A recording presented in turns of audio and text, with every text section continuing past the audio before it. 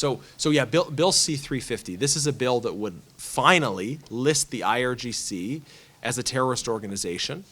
And it would take additional steps, actually, to hold the Iranian regime accountable. It would allow victims of the Iranian regime to sue for torture and extrajudicial killing, as well as for terrorism.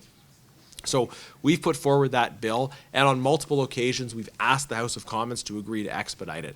In every case, the Liberals have blocked it. So 6 years ago, my motion to list the IRGC as a terrorist organization passed, but it was a non-binding motion. We expected the government to follow through. They've done nothing for 6 years. So we've put forward the bill. We've tried to expedite it, and now they're actively blocking it. I'm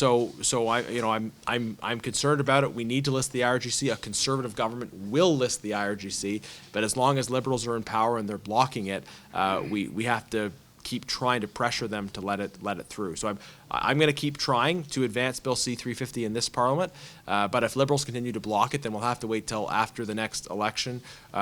Prime Minister Pierre Poilievre will list the IRGC as a terrorist organization right away. He's been very clear about that. You know, in 6 years, Liberals have never provided a reason for why they won't recognize that the IRGC is a terrorist organization.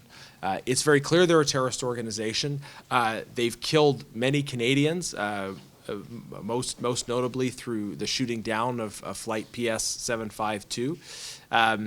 But they've also wreaked havoc throughout the Middle East and around the world. The October 7th terrorist attacks by Hamas bring into further focus, I think, the way that Hamas and other terrorist organizations are supported by the IRGC.